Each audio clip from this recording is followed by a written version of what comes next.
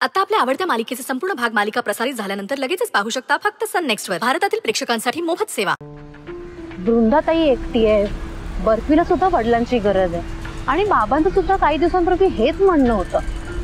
मग तरी बाबांना त्या दोघांचं एकत्र येणं का पटत नसेल म्हणजे मला काही कळतच नाहीये आणि तेही असं अचानक। मलाही कळत नाही का, पण तू बघितलंस ना दोघे एकत्र असताना किती छान दिसतात। दोघे एकमेकांना किती जपतात। वृंदा शमिकाला, अजिंक्य बर्फीला किती छान काळजी घेतात एकमेकांची। ती चौघी एकत्र आले ना तर मला तर एक कुटुंबच वाटतं ग। हो ना, तेच तर म्हणते मी, पण बाबा।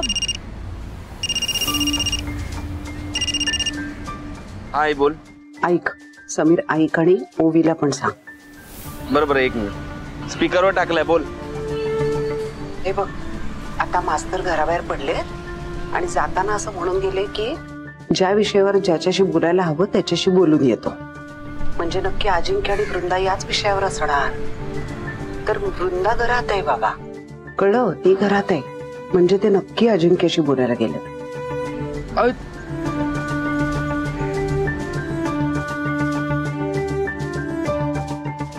आता काय करायचं आपण?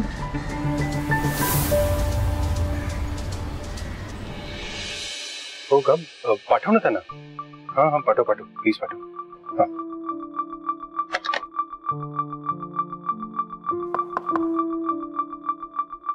मास्तर या, येऊ का? प्लीज या या या या, बसा बसा बसा।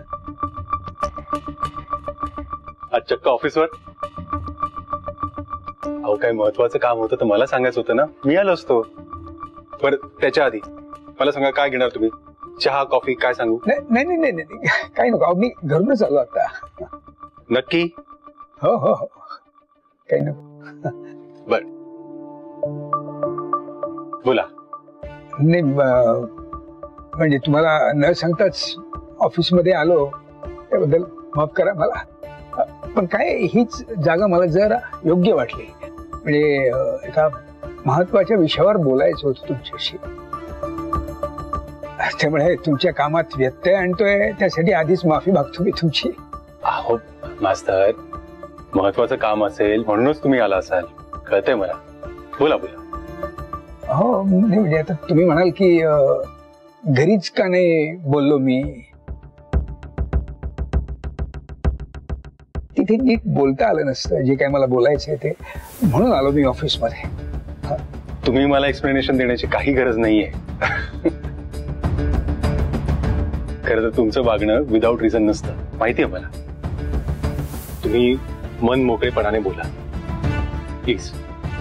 ठीक आहे, तुम्ही एवढा समजूतदारपणा दाखवता